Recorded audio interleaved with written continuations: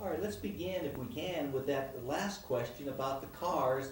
Your first reaction in response to seeing a car come down the road. Well, I remember very well that the first time I saw a car coming down the road, I couldn't imagine what it was, and it just scared me like it scared the horses. They would rear and tear and run away from it and have wrecks, turn the buggies over, and the people that were in wagons the same way. And it was a great revelation to see something going without the horses pulling it. Those things are very, that's what we had. Let's move on to another question. What about the food? If you think food is better now or then, prepared and cooked and nutritious and so forth. I think it was the food that we had in those days, the older days, were better food because so much of it has been taken, the substance has been taken away from the vegetables and the fruits that we have now on account of substitutes that they have. And that I think that the food that we had in those days were more lasting for you and was better for you. Okay. What about you were telling me a minute ago about the homes, and you'd come in and the big hallways and so forth, and how they were kept warm.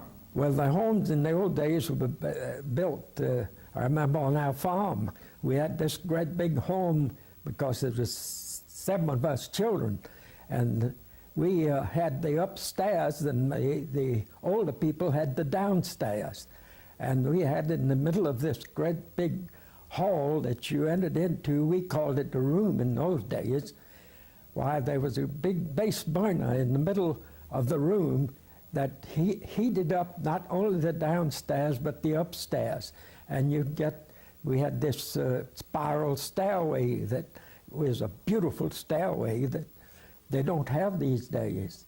And things, while the convenience of the heat, we had fireplaces in every bedroom practically. And of course, in those days, on the farm, we had wood for the kitchen stoves. We had what they called kitchen wood.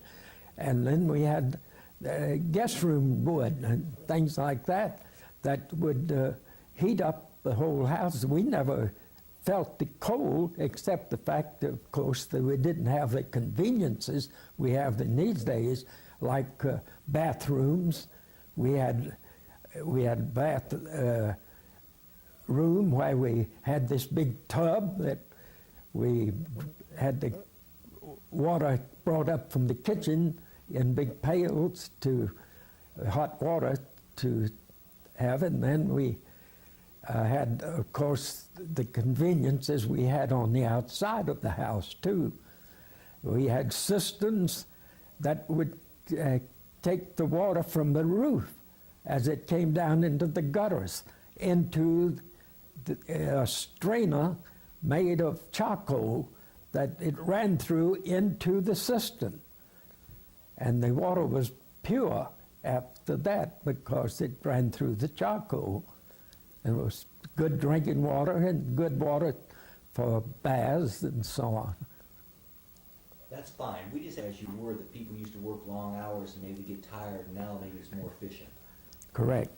In those days, of course, we worked from sun up to sundown.